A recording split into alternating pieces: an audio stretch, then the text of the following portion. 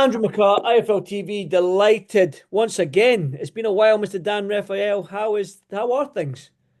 Things are good. It's good to be back on with you, Andrew. It's been a pleasure to be on in the past. I'm glad we're back together again. Yeah, because I always love talking to you, Dan, because you give a different perspective to this boxing game because you've been in it, and I hope you don't mind me saying a very long time. I'm not trying to out your age or anything like that, but you have been in the game a long time. You've been there and done it. You've been to mega fights, and you always keep your ear to the ground, and it's always good to get your opinions because you're not shy.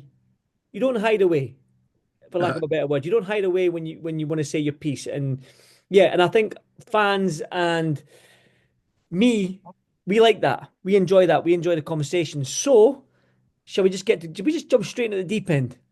I'm ready to go, baby. Whatever you Let's got. go. Listen, I want to get your thoughts on this whole Canelo Crawford thing, man, because we're hearing little things, we get little snippets. I heard that Robert Garcia out in the States says he thinks it's going to happen. There's loads of talk about it happening in May. So I've read somewhere that Canelo has shortlisted Crawford for the May fight, his fight in May. Dan, what's happening? Yeah, listen, I think it's just a fluid situation. I don't think there's anything definitive one way or the other at this point. I mean, it's not a secret that that's a fight that's been discussed by a lot of us and by a lot of people in the sport for quite a while. Certainly, it's a fight that Turkey Al Sheikh from Saudi Arabia has shown a lot of interest in. And of course, if it's going to get made, someone's going to have to put up a lot of guaranteed money. And he's probably the person that's going to do it. He's obviously been working closely with Terence Crawford.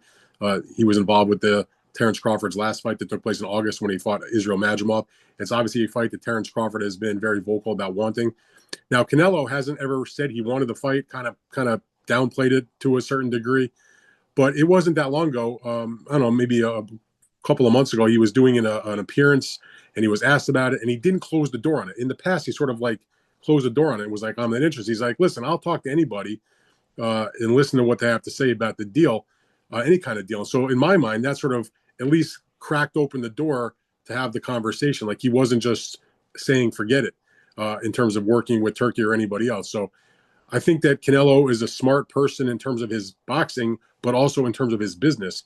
And when he looks around at the landscape and he wants to make a huge amount of money, like all top fighters or any fighter for that matter, and he looks and sees who can I fight where I can make the biggest score, in a big time fight. And I would say to you that in terms of at least American boxing or in this side of the world, Tyson, it's not like Tyson Fury and Joshua in the UK is still a huge fight. It doesn't mean a lot in the United States. Likewise, I don't think Canelo and Crawford is necessarily a huge fight in the UK, but here in the United States, it's probably the biggest fight that you could make of what's out there. Mhm. He doesn't have a lot of guys in the super middleweight division that are going to be intriguing that much to the public. I don't think right now. He's made it clear he's not interested to fight uh, Benavides. The Morrell fight was never even really a thing. Both of them have moved up. They're fighting each other on February 1st. Mhm. And so if you put those guys out of the equation for the time being and you figure Canelo's going to fight in May, I've actually heard rumblings that maybe he won't fight the May date, but he might go in June. But either way, he's going to be back, in the first part of the year. And you ask yourself, well, okay, who's out there where you can make a score against, right? I mean, I guess he could fight a top super middleweight contender. Like, I mean, I'm not saying this is the fight, but you look at the ratings, Christian Mbili is the undefeated WBC #1 contender. Could he tap him and say, let's dance? Yeah, he could, I guess. And it would probably do the kind of business that your typical Canelo fight does. But if you really want to do a big event that would be something that more than just the diehard boxing fans might be interested in, probably Crawford's the guy. So again, to make the long story short, I don't think there's anything set in stone. I know Crawford wants to do the fight. He believes in himself. He thinks he can win. He's obviously a great fighter. Canelo may have watched the performance against Madrimov and saw that Crawford, while he did win the fight, it's not like, he looked awesome. I think even Crawford would be the first to admit that he didn't look spectacular on that given night. Um, we'll see what happens. I mean, I guess I'd be down for it. I mean, like I said, there's not another mega fight that I can think of for Canelo. He said he doesn't really want to go up to light heavyweight. The one exception that he made last time I talked to him was he would be interested to fight. This was when I spoke to him about this specifically. This was in the days before he had the last fight in back in September. So his one above super middleweight fight that he said he might be interested in was that if Bivol were to defeat Beterbiev in their rematch, he would be interested to fight him again for the undisputed light heavyweight title in a rematch of his loss to him a few years ago. Well, you kind of answered my next couple of questions there because I was going to ask about the landscape. And when you do look at that super middleweight division right now, when you look at the rankings, you mentioned Christian Billy. I mean, then you've got Diego Pacheco who's coming along quite nicely, but maybe, I mean, these guys, I mean, Caleb Plant has already fought, Jaime Munguia, he's coming off a loss. So you're almost like, there is nobody really realistically that's going to get us excited for Canelo. And I Well, think Crawford is that guy. yeah, and I don't disagree with that. And the other thing about it is typically you would look if there's not a guy in your weight class that's going to move the needle, and you don't want to necessarily go to the light heavyweight division for different reasons.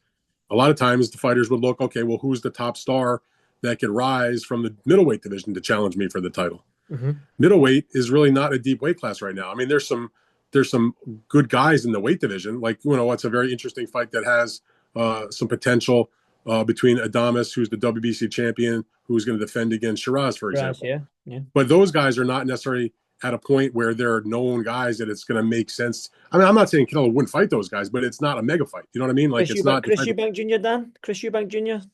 that's a name that has come up, and I guess Mm-hmm. that would be conceivable. In the United States, that doesn't really mean anything. No knock on Chris. Obviously, if Canelo decided he wanted to go to the UK, that might be a big deal. When they were talking about him as a possible opponent for Canelo back before Canelo took on the fight against Berlanga, that fight, if it were to have happened, was always contemplated to take place in the United States, not in the UK. So that, I guess, was one of the reasons why they didn't go that direction. Plus, I guess it's possible still that we'll see Eubank do the fight against Conor Benn anyway coming up in the spring. I know they're trying to get that done or working on it. We'll see what happens. But I mean, again, I don't think that Eubank is a bigger fight, let's say, than some other guys you could find. I don't dislike the fight necessarily. I'm just saying I don't view it as some kind of huge event. Maybe it would be in the UK. So he's going to just have to figure out what he wants to do, because the middleweight division, the guys that have the belts there, Adames is fighting Shiraz. Janibek is a good fighter and has a unified champion, but it's not a big fight at all. He has no fan base in this country. He's very unknown. I'm not saying he's not good. He's very good, but is that going to move the needle? Crawford would move the needle. That's the bottom line. Definitely. And I mean, when you look at Crawford, you've been around Crawford and you've been around Canelo. So have I. And they're the same size. Obviously, in height, I'm talking about. And Canelo has been a 147-pound fighter. Maybe 140. I think he really started early on in his career. But he has filled out into a super middleweight. But when you're looking at a super middleweight against a welterweight coming up to light middleweight, you're probably thinking in your head, "Well, that size difference will be ridiculous." But when you put Canelo and Crawford together, I mean, surely Crawford can bulk up a little bit, surely, and their sizes, there isn't that much difference in size. Yeah, you're probably right about that. I think when I think about size difference between fighters, it's not so much necessarily what their physical dimensions are. It's Canelo has spent years being hit by super middleweights. He's even fought fights in the light heavyweight division and scored a knockout against Kovalev. And even though he didn't beat people, it's not like he got, physically beat up or anything. He got outboxed to a degree, but it was not a physically damaging kind of fight. So he's taken those shots. Crawford has never been in the ring, at least I can't speak for sparring sessions, but in terms of a real fight against a guy that's a legit super middleweight. I mean, Canelo, yes, he did start off his career in that smaller weight. He did fight early on as a welterweight. He won his first world title as a junior middleweight and middleweight, obviously light heavyweight, and now he became undisputed in the super middleweight division. So he's gone up through the weight classes and taken the shots really well. I mean, I think one of the inarguable things about boxing today, and we can argue about everything, is that Canelo has an all-time great chin. I mean, he's never been down. I've seen him physically rocked one time ever, and that was his first sort of big American fight on a pay-per-view undercard, where we all thought to ourselves, this is what all the hype is about. And he got rocked in the first round by Miguel Cotto's older brother, Jose Miguel Cotto.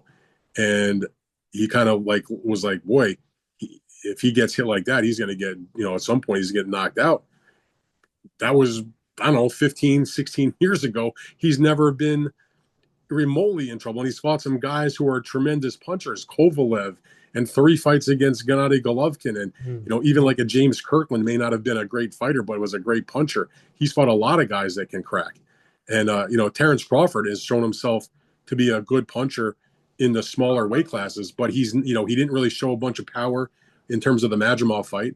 And when he stopped welterweights, he stopped good guys. Obviously, he stopped Errol Spence and some others, but I think the jury would be out on how his power is going to translate if he were to go up 2 weight classes. That's not to say he'd have to weigh in at 168. He could obviously come in under the weight limit.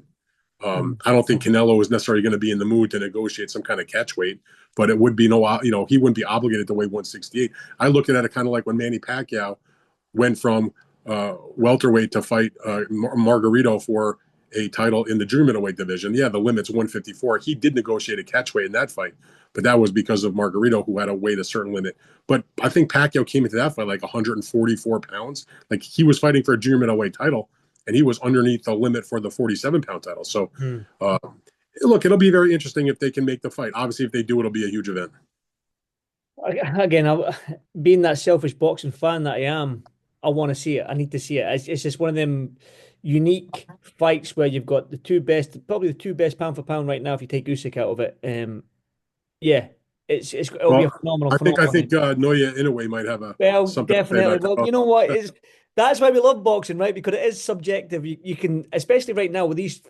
You mentioned Inoue and Usyk and Crawford and Canelo. It's like really, it's that's why we love boxing. It's subjective. Who's pound for pound number one? It's like you can argue all day. We can argue all day. But I guarantee we'll probably have our 1 to 4 will be different, and the next guys Well, will be I different. don't know. I think right now, I mean, yeah, of course, not everybody's going to agree 100%, but I would think that by and large, if you talk to educated boxing fans who pay attention to such things, that they would tell you, I guess in no particular order, but probably Usyk would be now on top of most people's Mhm. lists, Yep. and then probably Inoue, and then maybe Crawford. And Crawford downgraded only because of the lack of activity. And he didn't look great again the last fight, but still obviously a great fighter. So they're the three that sort of stand above all, in my mind anyway, at the moment, are Crawford, Inoue, and Usyk. And you have to also put somewhere in that top echelon an Arthur Beterbiev, who just defeated Bivol to become undisputed, Mhm. undefeated. Bivol himself, was a super razor close kind of Bam loss. He, Rodriguez. he Mhm. Bam. Well, yeah. I mean, if you want to go through the top 10, yes, but I mean, I Yeah. don't know if Bam is going to be in the top five. Yeah. But yeah, though, but we know the names. It's Yeah. Bam is a guy that's there. No doubt about it. Bivol, I mentioned Canelo, even though he lost to Bivol, but Bivol is going to get credit for beating him. Also, however which order you want to put them. But those are the types of guys that we're talking about. It's not that complicated. But in terms of that top level, I think it's the top three, and then everybody else is definitely behind, and that's Crawford, Inoue, and Usyk in whatever order you put them. But I think right now, based on the way he handled Fury the second time, you got to kind of give the nod to Oleksandr Usyk at the moment. Well, that's a nice segue to that then. Let's talk about that. Oleksandr Usyk got the rematch done against Tyson Fury. A lot of people saying it as well. I don't know if what they were saying in the US, but a lot of folk back home were saying Tyson Fury got the nod. He should have got the nod. I think when you watched the fight, was it as close as Well, we were making out in the UK? I mean, I thought that Usyk won the fight. I mean, Tyson Fury, I thought fought a really good fight actually. I mean, I said a number of times after that fight that yeah, okay, Tyson Fury may not have won, but it's not like he fought a bad fight. He just fought a guy that was better on that night. And I think Alexander Usyk's just a more talented fighter. He's got the style that goes well with whatever Fury has brought into the ring. He won the first fight legit. He won the second fight legit.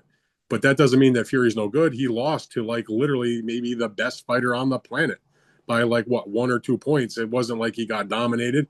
He had his moments. I thought he was in pretty good frame of mind, pretty good shape. He fought a good fight. He just maybe a few things here and there maybe could have gone the other way, but that was a fair decision. It wasn't, I didn't find it to be all that controversial.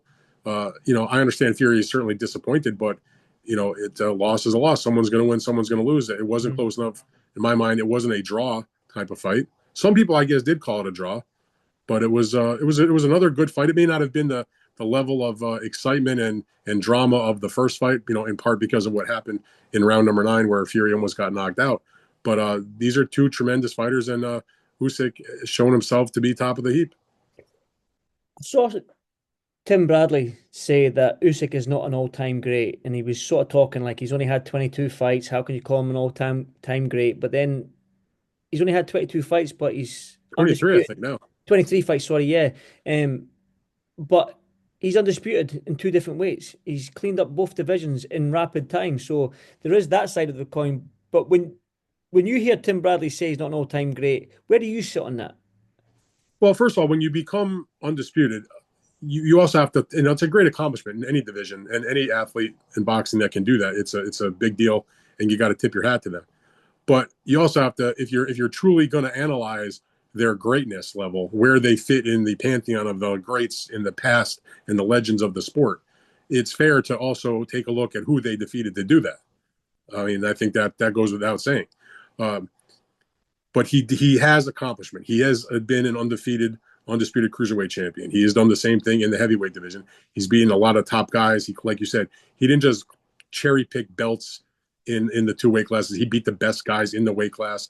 Cruiserweight at that time was actually a pretty good division. He ran through that tournament, to unify the four belts. And in terms of his heavyweight specifics, he's done it against Fury twice and Joshua twice, who were two of the best in the business. So look, Tim Bradley is my boy. I covered Tim Bradley's whole career. I know Tim Bradley well. I've known him for many, many years. We worked together at ESPN for quite a while.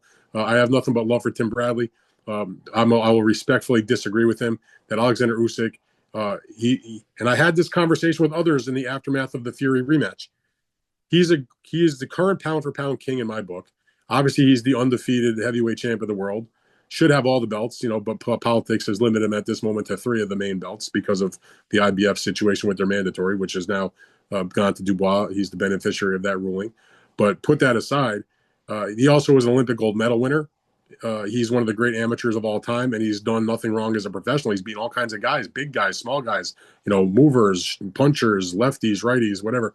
I mean, I look at the skill set and the ability that he has, and I have absolutely no doubt in my mind that if you dropped Oleksandr Usyk into any era in boxing, he would compete.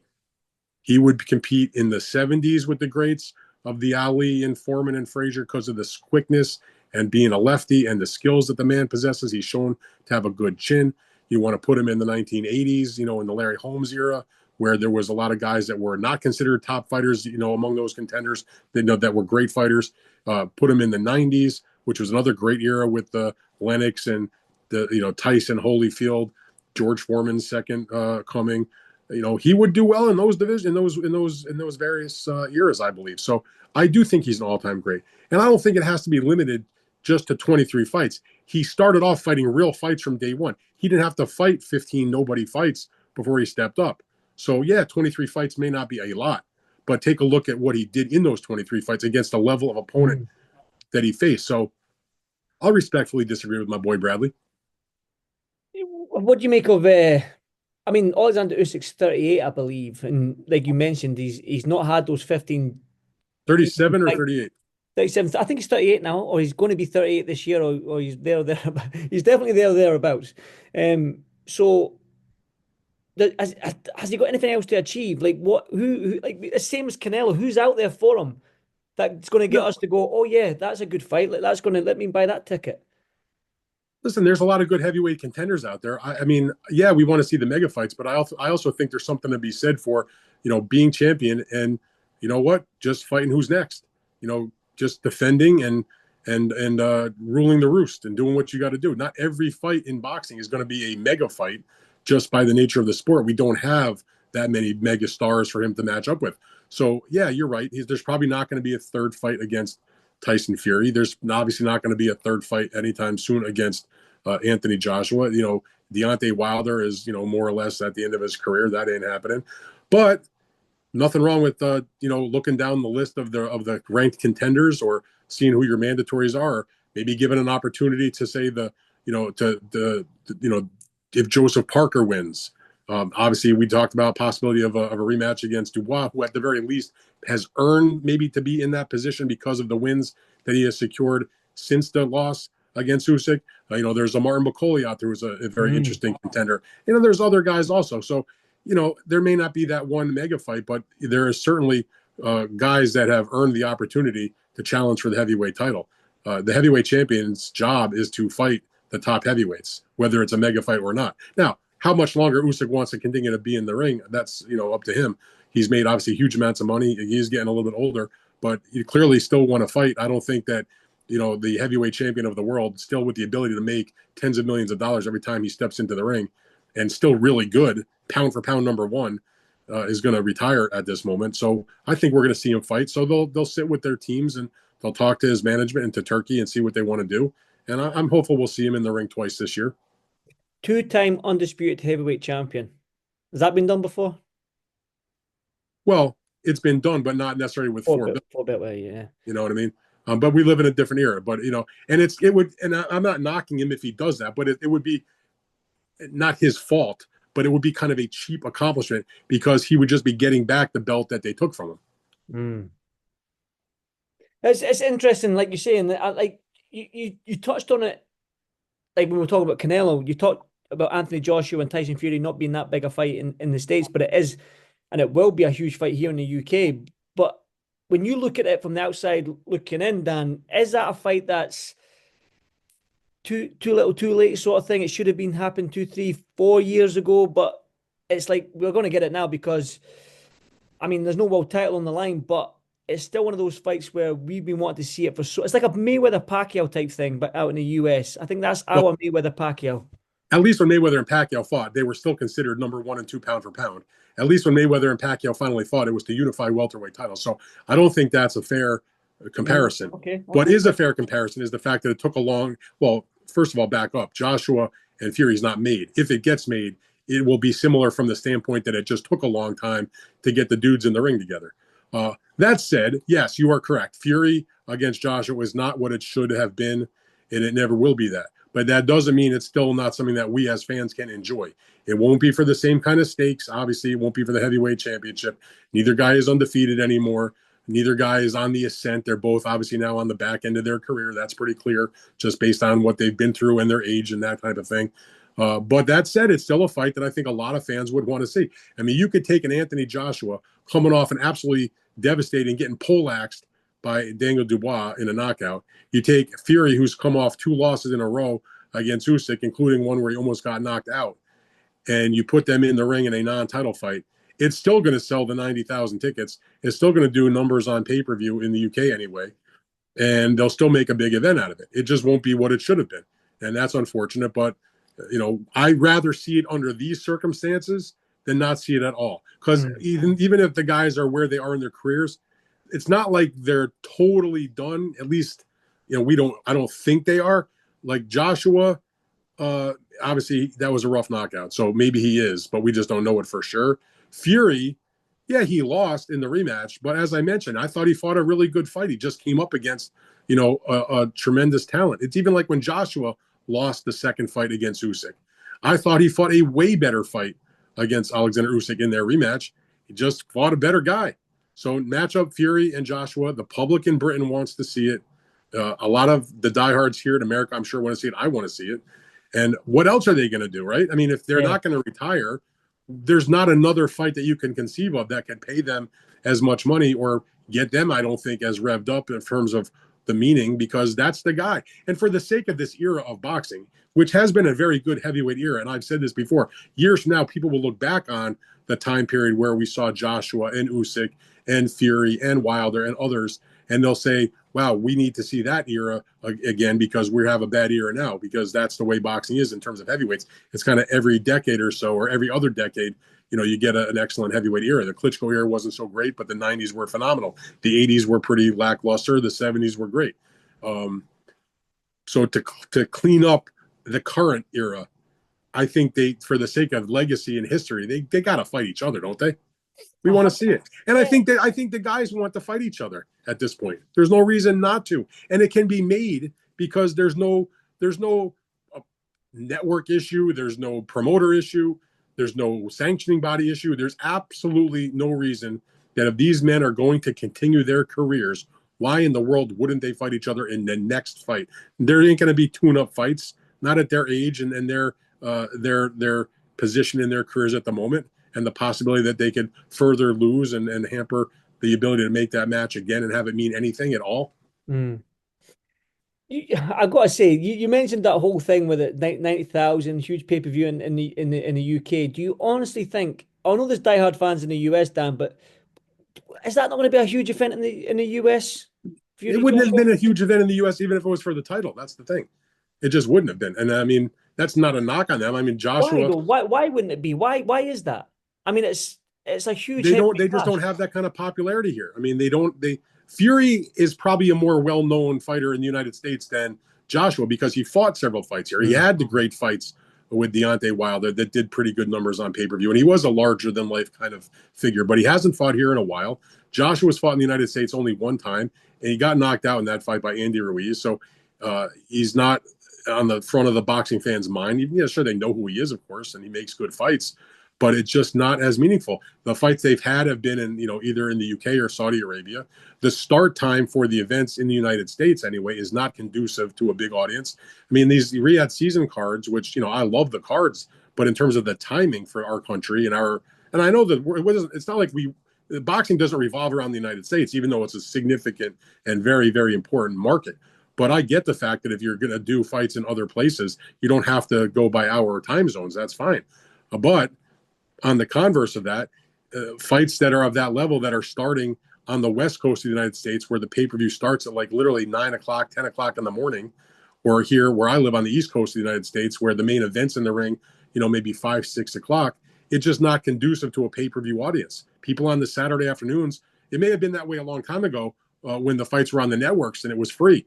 But the notion that people are going to pony up pay-per-view and be sitting around their house at 5, 6 in the afternoon on a weekend when they're usually out running around with their kids, doing errands, doing this, doing that, as opposed to finally back home and chilling out after dinner, watching a pay-per-view. It just does not lend itself to that kind of monster audience that's going to, jack up the revenues on the pay-per-view sales in this country. But that doesn't mean that the diehards wouldn't want to see it. It just doesn't do a lot of numbers here. Pay-per-view, is tough. And DAZN, while they show a lot of good matchups and they've had a robust schedule of events, it's still, at least in this country, it's not in a lot of homes. So the access to it is not great. I mean, when Fury fought the rematch with Usyk, the only way you could buy it in the United States was if you subscribed to, or you had DAZN, the app downloaded. I think they opened it up. You didn't have to actually subscribe to DAZN to get that particular pay-per-view. You could just buy it. But there have been times where you had to subscribe to the platform first and then buy the pay-per-view. But either way, it's kind of annoying for the fans because that was only on DAZN. Whereas other pay-per-views, like the first Usyk and Fury fight, not only could you buy it on DAZN, you could get the DAZN broadcast because they produced it and all that, but you could buy it on your linear television as a pay-per-view. You could buy it on ppv.com. You could buy it on ESPN Plus pay-per-view. There was a variety of outlets where you could purchase the pay-per-view. But if you limit it only to DAZN, which is not even in that many homes, your possible audience is very small, unfortunately. Yeah, I've got 7 minutes left on this Zoom thing, and I do want to talk about something else. But I remember, Dan, see, 10 years ago in the UK, we used to always stay up till 6, 7 o'clock in the morning watching all the US pay-per-views. And it's quite nice not doing doing that anymore as I'm getting older, I must admit. But yeah, I do want to touch on one more thing, Dan, rather quickly, if you don't mind. What is going on in this lightweight division? When I look at the lightweight division and the state of boxing right now and all these fights being made, and I look at the lightweight division, in my head, I'm thinking that should be the best division in boxing right now. When you've got the champions of Javante Davis and Shakur Stevenson, you've got Lomachenko, and you've got Berenchyk fighting Keyshawn Davis. So Keyshawn Davis could be there, albeit I don't know when that fight is. Is that March, that fight, is it? Keyshawn Davis is challenging Berenchyk. They just announced it a couple days ago. It's going to be February 14th in New February York. 14th. And I mean, let's look at the names I've just rattled off. Five absolutely tremendous fighters there. Why aren't they getting in the mix and getting that undisputed going? It doesn't make sense to me. I mean, look, I wish they would fight each other. And, you can also talk about guys that were in the lightweight division that moved up, whether it's Teofimo Lopez or Devin Haney. I mean, they also were in that group of guys, Ryan Garcia at one point. Look, Shakur Stevenson he just signed with Matchroom.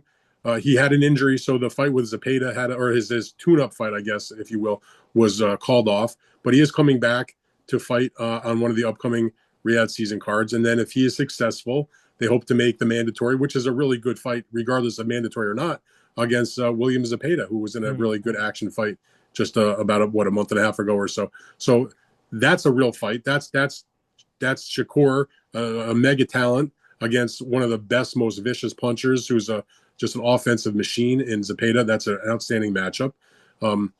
Look, the Keyshawn and Branchek's a really solid, interesting fight. Very different styles, but a lot of people think Keyshawn is on a rocket ride to stardom. We'll see how he does with a really good technical boxer who's been around a while.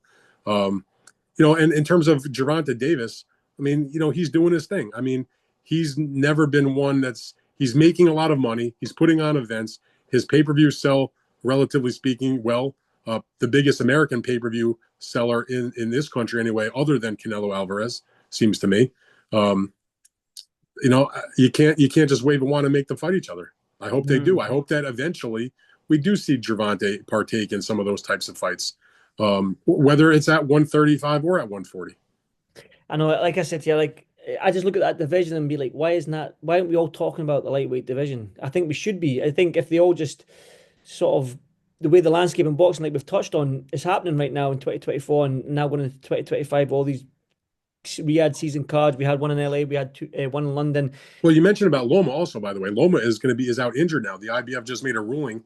They gave him a medical exception because he was back in training and he hurt his back and he got a doctor, exam and they gave him the exception. So he's not going to be back for a few months. So in the meantime, the IBF approved Raymond Murataya to fight for the interim title against Zaur Abdullayev. So they're probably going to do that fight. And then if Loma comes back, he'll be obligated to do that mandatory. Yeah. And I mean, I know that there was a lot of talk about Gervonta and Loma.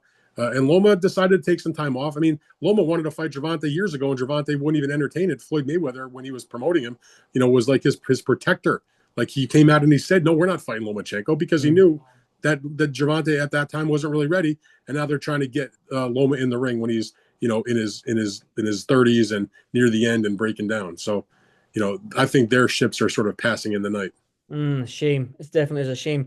Well, Dan, listen, I absolutely enjoy talking to you, as you already know. And yeah, I know you're a busy man and you're writing, and I heard you do a podcast as well. So if anyone wants to follow or listen to Dan's podcast, there will be a description. But how can they follow you? How can they listen to your podcast? What's it called?